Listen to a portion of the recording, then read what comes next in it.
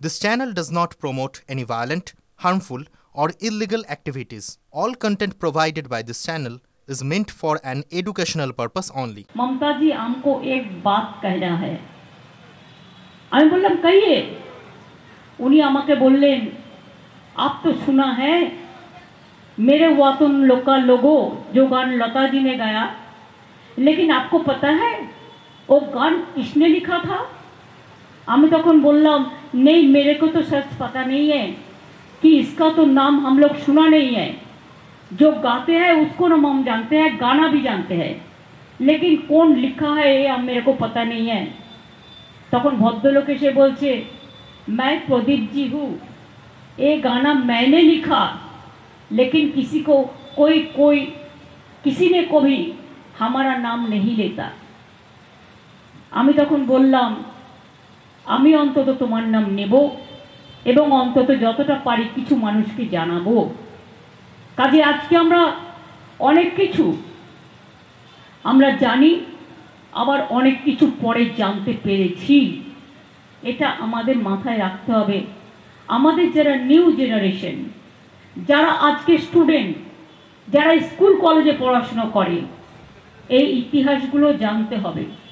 দেশকে জানতে গেলে কার কি কন্ট্রিবিউশন সেটা জানবার যেমন প্রয়োজন আছে, তেমনি যেটা আমার মাতৃভূমি, আমার পুণ্যভূমি, আমার পবিত্র ভূমি, আমাদের ধর্মভূমি, আমাদের কর্মভূমি, মনে রাখবেন তাকেও সম্মান জানাতে হবে।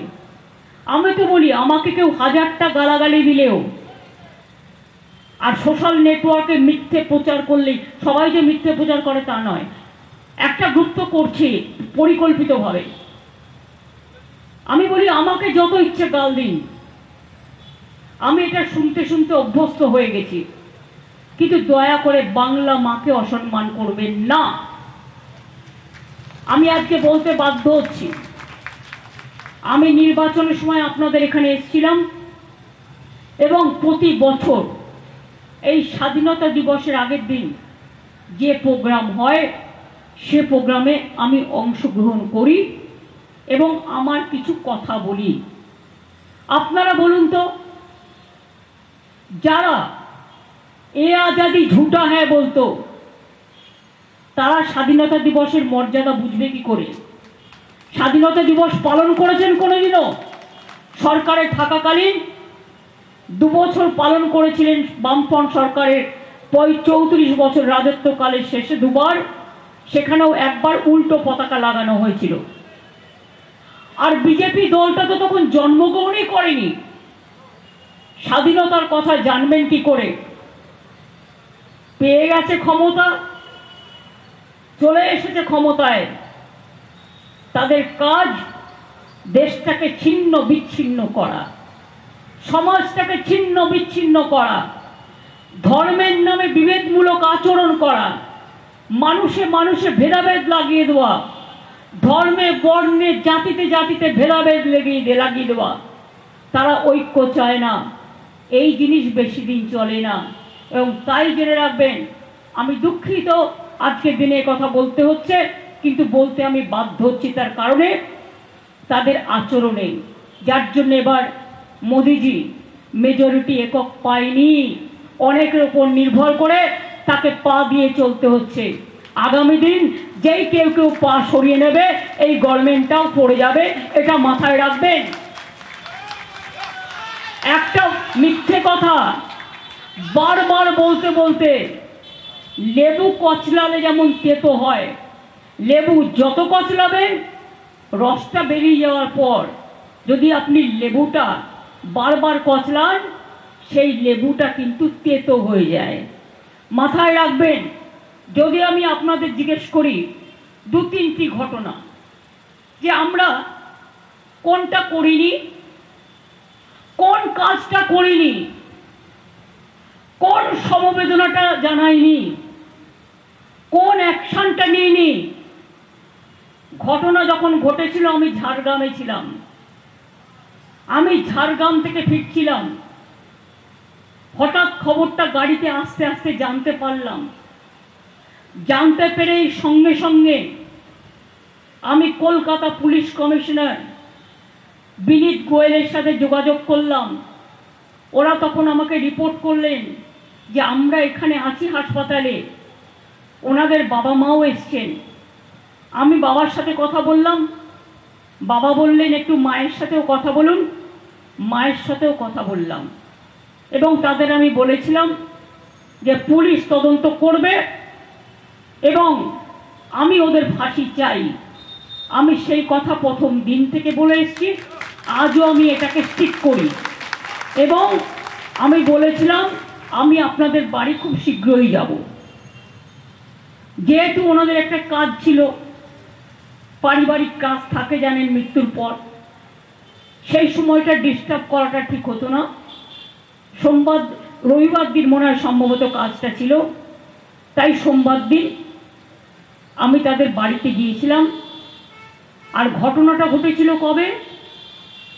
সম্ভবত শুক্রবার। আমি ওনাদের বাড়ি সোমবার গিয়েছিলাম। ততক্ষণ পর্যন্ত পুলিশ, সেদিন রাতের ঘটনা শুনুন, আমার সাথে 100 বার কথা হয়েছে, মিনিট টু মিনিট। আমি সারা রাত ঘুমাইনি। আমার সাথে পুলিশ কমিশনার রাত 2টো পর্যন্ত কথা বলেছেন, এমনকি তার ডেড বডি যতক্ষণ ক্রিমেশন না হয়েছে পুলিশ এসকর্ট করে ডেড বডি নিয়ে গেছে এবং সারা রাত জেগে তারা সিসিটিভি থেকে শুরু করে, জুডিশিয়াল ম্যাজিস্ট্রেট ডাকা থেকে শুরু করে, ভিডিও করে রাখা থেকে শুরু করে, তার পরের দিনও ডিএনএ টেস্ট থেকে শুরু করে, স্যাম্পল কালেকশন থেকে শুরু করে, শুনে রাখুন গত 1 মাসের সিসিটিভি আমি যেটা শুনেছি পুরো খতিয়ে দেখার জন্য কে আসছে, কে এসেছে, কে না এসেছে, 164 জনকে অ্যাপয়েন্টমেন্ট করেছিল তারা। এবং 12 ঘন্টার মধ্যে আসল যে খুনি তাকে জেরা করে, তার এভিডেন্স পেয়ে তাকে জেরা করে 12 ঘন্টার মধ্যে তাকে অ্যারেস্ট করা হয়েছে। এবং শুধু তাই নয়, আমি রবিবার পর্যন্ত সময় দিয়েছিলাম। একটা ইনভেস্টিগেশন করতে একটু টাইম দিতে হয়। আমি হেলথ ডিপার্টমেন্টকে বলেছিলাম ইনভেস্টিগেশন করুন। আমি এমনি লোককে অ্যাকশন নিতে পারি না উইদাউট ইনভেস্টিগেশন, এটা মিনিমাম কার্টিসি। অনেক সিনিয়র ডাক্তারও আছে, অনেক জুনিয়র ডাক্তারও আছে। আমি জুনিয়র ডাক্তারদের যেমন ভালোবাসি, আমি সিনিয়র ডাক্তারদেরও রেসপেক্ট করি। আমি হেলথ ডিপার্টমেন্টকে বলেছিলাম আপনারা একটা তদন্ত করুন, করে দেখুন কার কার নেগলিজেন্স আছে। আমি আপনাদের 48 ঘন্টা টাইম দিলাম। 48 ঘন্টা টাইম দেওয়ার পরে তারা আমাকে যখন জানালো, আমি সবাইকে একধার থেকে ট্রান্সফার করে দিলাম, আমি কাউকে ওখানে রাখিনি। আপনাদের বুঝতে হবে উইদাউট এভিডেন্স আমি যদি নির্দোষী লোককে অ্যারেস্ট করি, ওই তো দেখতে পাচ্ছেন ধনঞ্জয় ভট্টাচার্যের কেস, যে সাক্ষী দিয়েছিল চট্টোপাধ্যায়, যে সাক্ষী দিয়েছিল সে এখন বলছে আমি পাপ বোধ করছি। আমাকে শিখিয়ে দেওয়া হয়েছিল যে তুমি তার বিরুদ্ধে বলো। লোকটা তো চলে গেল, যে দোষী ছিল না। আর যে দোষ করলো তাকে সেদিন বামফ্রন্ট সরকার মদত দিয়েছিলেন। I am sorry to mention the name. Buddhadeb বাবু মারা গেছেন, প্রয়াত হয়েছেন। তার আমলে অনেক ঘটনা ঘটেছে, আমি সেগুলো পরে আসছি, কিছু কিছু বলবো।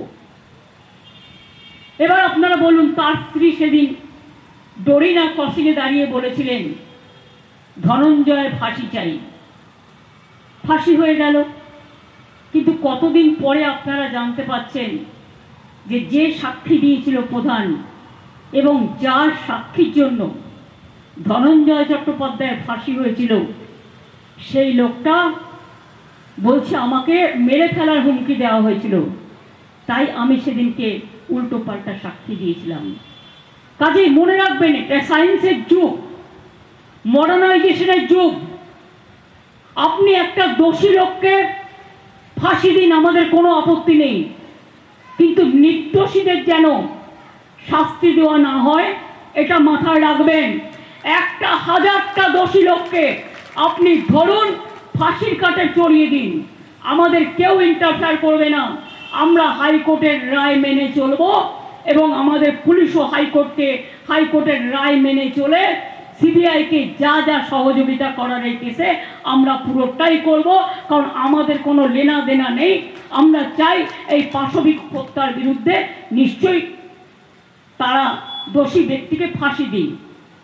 এবং আমরা রোববার পর্যন্ত টাইম নিয়েছিলাম, সেটুকু যারা সহ্য করতে না পেরে, আমি তো সোমবার তাদের বাড়ি গিয়েছিলাম, মঙ্গল বুধ বৃহস্পতি শুক্র শনি রবিবার আমি বলেছিলাম যদি সবটা তদন্ত শেষ না হয় আমি নিজে সিবিআইকে দিয়ে দেবো।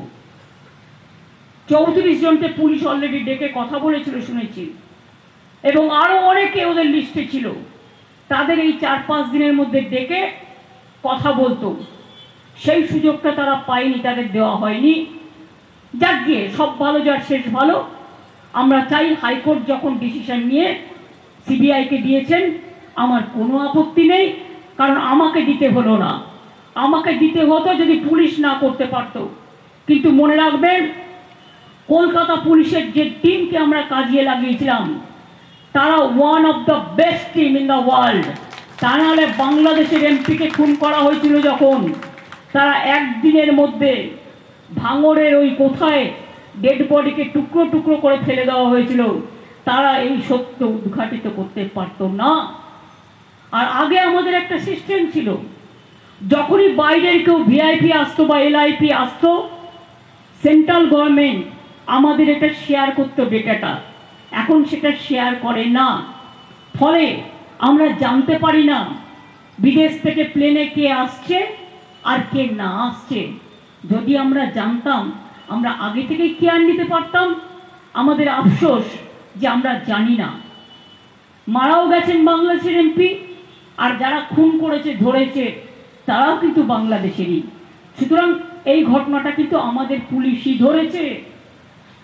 এরকম অনেক কেস, ব্যাঙ্গালোরে ব্লাস্ট হয়েছে, ফয়সালা করেছে কে?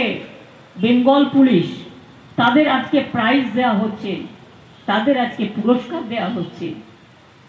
মনে রাখবেন, রাজনীতি করার জন্য যা ইচ্ছে করে যান, কিন্তু কোনো মৃত্যুকে নিয়ে এই ভয়াবহ রাজনীতির খেলা খেলবেন না। আজকে আত্মার প্রতি শান্তি জানান, পরিবারের প্রতি সমবেদনা জানান, যাতে এই সামাজিক ব্যাধি আমরা সবাই মিলে, আজও যদি একটা আধটা ঘটনা ঘটে, উত্তরপ্রদেশে ঘটেছে, মধ্যপ্রদেশে ঘটেছে, দিল্লিতে ঘটেছে, রাজস্থানে ঘটেছে, মণিপুরে 100 মহিলাকে নার্স সমেত নেকেডলি প্যারেড করা হয়েছে ধর্ষণ করে। কি ব্যবস্থা নিয়েছিলেন বিজেপি গভর্নমেন্ট? কি করেছিলেন সিপিএম এর বন্ধুরা? আমরা তো টিম পাঠিয়েছিলাম। জিজ্ঞেস করুন, হাতরাসে যে মেয়েটি ধর্ষিতা হয়েছিল, তাকে যখন কোর্টে যাচ্ছিল তাকে জীবন্ত তার গায়ে অগ্নিসংযোগ করে তাকে হত্যা করা হয়েছিল। কি করছিল উত্তরপ্রদেশের পুলিশ? উনাওতে যখন ঘটনা ঘটেছিল, বিজেপি আপনি সরকারে ছিলেন, আপনার রাজ্য সরকার, কি করেছিলেন আপনারা? আমি কংগ্রেসকেও জিজ্ঞেস করব, আপনাদেরও তো অনেক সরকার অনেক জায়গায় আছে, কোনটার ব্যাপারে কি সিদ্ধান্ত নিয়েছিলেন? আমি সিপিএমকে জিজ্ঞেস করব, মনে পড়ে বানতলায় ডক্টর অনিতা দেওয়ানের কথা, যাকে গণধর্ষণ করে হত্যা করা হয়েছিল? বামফ্রন্ট সরকার আজকে ভুলে গেছেন? সিপিএম দল যারা ফেসবুক আর সোশ্যাল নেটওয়ার্কে টুইটারের মাধ্যমে সস্তার রাজনীতি করবার জন্য আয়নায় নিজের মুখ দেখছেন না, নিজেদের আমলে কি করেছিলেন আজকে অনেকে জানে না এই ঘটনা। আমি জানি, তার কারণ সেদিন আমরা রাস্তায় ছিলাম, আমি বানতলায় ছুটে গিয়েছিলাম, আমি স্পটটায় দেখে এসেছিলাম, আর একটা গাছ পুঁতে এসেছিলাম। আমি ঘটনাটা জানি। 19 জন আনন্দমার্গীকে জীবন্ত বালিগঞ্জ বিজন সেতুর ওপর পুড়িয়ে মেরেছিল কারা সিপিএম দল? আমি আপনাদের কাছে জানতে চাইছি। জিজ্ঞেস করুন, নন্দীগ্রামে গুলি চালিয়ে 14 জনকে হত্যা এবং 10 জনকে বাসে বেঁধে নিয়ে গঙ্গার জলে, হলদি নদীর জলে ভাসিয়ে দিয়ে কার আমলে হয়েছিল? সিঙ্গুরে তাপসী মালিককে কৃষক কন্যা পুড়িয়ে দিয়ে ধর্ষণ করে পুড়িয়ে দেওয়া হয়েছিল, যেখানে লক্ষ্মী পুজো হয়েছিল, যে উনুনে রান্না হয়েছিল, সেই উনুনে কি করছিলেন আপনারা তখন? বর্ণালী দত্ত নার্স কুচবিহারে যখন তাকে হত্যা করলেন নিষ্ঠুরভাবে, কি করছিলেন তখন আপনারা? সোশ্যাল নেটওয়ার্ক তখন ছিল না, তাই অনেকেই জানতে পারেনি, কিন্তু আমি জানি। তার কারণ আমার জীবনের প্রথম দিন থেকে আমি আন্দোলনের সাথে যুক্ত এবং আমি জানি কোনটা সঠিক আন্দোলন আর কোনটা বেঠিক আন্দোলন। এই কথাগুলোর জবাব দেবেন কি? বেহালার মানুষ নিশ্চয়ই বলেননি। বেহালায় জেমস লং সরণি ঢুকতে মাথায় রঘুনন্দন তিওয়ারিকে গুলি করে হত্যা করা হয়েছিল 1 আগস্ট, সম্ভবত 3 আগস্ট বিমলা দে টিচার, তাকে হাওড়াতে গুলি করে হত্যা করা হয়েছিল। আর 3 আগস্ট কুচবিহারে রবিন বিমান হায়দারকে গুলি করে হত্যা করেছিলেন আপনারা। আর 8 আগস্ট বিমলাদাকে হত্যা করেছিলেন আপনারা। সে আহত হয়ে ভর্তি ছিল, তারপরে সে মারা যায়। শান্তিপুরে কত গুলি চালিয়ে কৃষক মেরেছেন, রাজারহাটে কৃষক মেরেছেন কত, সারা বাংলায় ছড়িয়ে আছে আপনাদের নৃশংস হত্যা কাহিনী। কত মানুষের কঙ্কাল পুঁতে দিয়েছেন মাটিতে, একসাথে কেশপুরে কত মানুষকে হত্যা করেছিলেন, কঙ্কাল কাহিনী সব ভুলে গেছি আমরা। আর আজকে আপনারা রাস্তায় নেমেছেন, একটা ঘটনাকে কোথায় দুঃখ জানাবেন, তার শান্তি কামনা করবেন, তার পরিবারকে সমবেদনা জানাবেন, তা না করে সিপিএম বিজেপি আপনারা রাজনীতি করছেন। ভাবছেন বাংলাদেশে একটা ঘটনা ঘটে গেছে, আমরা সেটাকে টেনে এনে যদি ক্ষমতা দখল করতে পারি। আমি বলি, আমি ক্ষমতার মায়া করি না। আমি মনে করি যতদিন বাঁচব মানুষের সেবা করে যাব, মানুষকে জাস্টিস দিয়ে যাব। যার জন্যই আমি ফাঁসির দাবি করেছিলাম এবং আমাদের পুলিশদের দিয়ে অনেক কাজ করিয়েছিলাম। তা সত্ত্বেও হাইকোর্টে গেলেন আপনারা। আপনাদের তো একজনই আছেন যিনি হাইকোর্টে গিয়ে ছাত্রছাত্রীদের কাছে টাকা খেয়ে তাদের চাকরিও নস্যাৎ করে দেন। 26,000 টিচারের চাকরিও হঠাৎ করে বাতিল করে দেয়। ওবিসি রিজার্ভেশনও আপনারাই সমস্ত মামলা করে বাতিল করে দেন। একবারও ভাবলেন না এই লোকগুলো কোথায় যাবে? ছাত্রছাত্রীরা আমাদের বন্ধু নয়। তার মানে কি 26,000 শিক্ষক শিক্ষিকার চাকরি যাদের খাচ্ছেন তারাও কিন্তু নতুন যৌবন। তখন ভাবনাটা আসে না নতুন করে টিচার রিক্রুটমেন্ট 1 লক্ষ হতে পারে। আপনারা কোর্টে কেস করে করে প্রত্যেকটা আটকান। আর আমি ভেবে পাই না এটা বিচারালয়ের সিস্টেম কি ব্যবস্থা আমি জানি না। আমরা তো জাস্টিস চাই তাদের জন্য, কিন্তু বলুন তো কেন একজন সিপিএম এর রাজ্যসভার এমপি, তিনি তো পলিটিক্যাল বায়াস লোক, তার কথা মতো তিনি তো পলিটিক্যাল কথা বলবেন, তিনি তো ইম্পার্শিয়াল কথা বলবেন না। এই সব কেসে ইম্পার্শিয়াল লোকের মতামত নেওয়া খুব জরুরি। অনেক লয়ার আছে, সে হয়তো রাজ্যসভার এমপি নয়, সে হয়তো সিপিএম এর নেতা নয় বা বিজেপির নেতা নয়। আর ঘটনা ঘটার আগেই কাকে কাকে অ্যারেস্ট করা হবে সেটা আবার গদ্দার বাবু বলে দিচ্ছেন। তার মানেটা কি? আপনারা কি চান না যে আসল দোষী শাস্তি পাক? আপনারা কি চান না আসল কালপিট ধরা পড়ুক? আপনারা কি মনে করেন যে আমরা ছায়ে মুখ ঢেকে আছি না কাগজে মুখ ঢেকে বসে আছি? আমরা আপনাদের চলাচল লক্ষ্য করছি, আপনাদের বলাবল লক্ষ্য করছি, সোশ্যাল নেটেতে যা পাচ্ছেন যার নামে ইচ্ছে অকথা কুকথা বলছেন, সবটাই মিথ্যে। আমি আপনাদের বলবো 1% যদি ঠিক হয়, 99% অসত্য কথা, কুকথা, অকথা, মিথ্যা, কুৎসা, অপপ্রচারের ঢেউ করছেন। তার কারণ বাংলায় শান্তি থাক এটা আপনারা চান না, বাংলা মা ভালো থাক এটা আপনারা চান না, বাংলার বদনাম করতে চান আপনারা সারা পৃথিবী জুড়ে, তাই আপনারা এই রাজনীতি করছেন। আমরা কিন্তু কোনোদিনও এই রাজনীতিটা করিনি। আমরা আন্দোলন যেটা করবার প্রয়োজন ছিল আমরা করেছি। আন্দোলন করতে করতে আমার মাথায় ব্রেন অপারেশন হয়েছে, মৃত্যুর হাত থেকে বেঁচেছিলাম। হাজরায় কেন আমায় হত্যা করতে গেছিলেন? কার নির্দেশে সেদিনকে লোহার ডান্ডা, লাঠির ডান্ডা পড়েছিল? মৃত্যুর হাত থেকে বেঁচে এসেছিলাম। গাড়ির নিচে কেন আমায় অ্যাটাক করেছিলেন? গাড়িটাকে পুরো ভেঙে চুরচুর করে বলুন কেন গুলি চালিয়েছিলেন? সেদিন তো একটি ছেলে এসে হাত তোলায়, তার নাম ছিল সম্ভবত আক্তার। সেদিন সেই ছেলেটা গুলিটা তার হাতে এসে লাগলো আর আমার কপালটা বেঁচে গেল। এটা আমি মনে করি এটা ডেস্টিনি। আমার দুটো হাতও মেরে ভেঙে দিয়েছেন, পাও ভেঙে দিয়েছেন, কোমরও ভেঙে দিয়েছেন। এমনকি বিজেপি, মনে পড়ে নন্দীগ্রামে যখন মিটিং করতে গেছিলাম, আমাকে ওই পা, আমার লিগামেন্টটা টোটাল থেতলে গেছিল প্রায়, তাই নিয়ে আমাকে প্লাস্টার করে আমাকে 1 মাস ইলেকশনে প্রচার করতে হয়েছিল। ভুলে যাবেন না এসব কথা। সাধু হয়ে গেছেন। এনআরসির নামে কত লোককে গুলি করে মেরেছেন, আসামে কত বাঙালির নাম বাদ দিয়েছেন, কত লোককে এনআরসিতে মেরেছেন।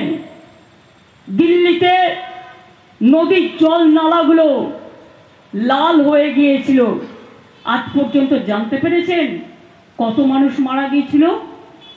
উত্তরপ্রদেশে কত মানুষ মারা গিয়েছিল? মধ্যপ্রদেশে কত মানুষ মারা গিয়েছিল? রাজস্থানে কত মানুষ মারা গিয়েছিল? ত্রিপুরা। আপনারা ক্ষমতায় এসছেন। অভিষেকেরা গেছে মিটিং করতে, সন্তোষ মোহন দেবের মেয়ে সুস্মিতা দেবরা গেছে মিটিং করতে, দোলা সেনরা গেছে মিটিং করতে। তাদের গাড়ি ভেঙেছেন, পাথর ছুঁড়েছেন, তাদের রাস্তায় গুলি করেছেন এবং কুণাল সহ তাদের নামে এফআইআর করেছেন। বারবার তাদের ডেকে পাঠান, একটা রাজনৈতিক মিটিং মিছিল আপনারা করতে দেননি। আজকে পঞ্চায়েত নির্বাচন হচ্ছে কদিন আগে, বাংলা নিয়ে যে সাংবাদিকগুলো চিৎকার করেন, মিডিয়া নয় এখন মোডিয়া হয়ে গেছে, এটা কন্ট্রোল করে কে? মিডিয়া কন্ট্রোল করে বিজেপি গভর্নমেন্ট। আমি দাঁড়িয়ে বলছি আপনাদের, সকালবেলায় বলে দেয় রেল অ্যাক্সিডেন্ট হলেও এটা দেখাবে না, এই খবরটা দেখাবে আর এই খবরটা দেখাবে না। যিনি রেলওয়ে মিনিস্টার তিনি আবার আইএনসি এর মিনিস্টারও। আমি যদি মিথ্যে কথা বলি আমার বিরুদ্ধে ডিফামেশন করতে পারেন,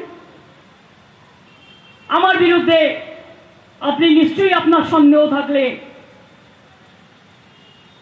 আমার বিরুদ্ধে বিচার করতে পারেন। আমি ভয় পাই না, যা সত্য তা সত্য। আজকে মানুষ রেলে চড়তে ভয় পায় আর তুমি মিডিয়াকে কন্ট্রোল করো। 63 দিনে মাত্র প্রায় 24-25টা অ্যাক্সিডেন্ট হয়ে গেছে।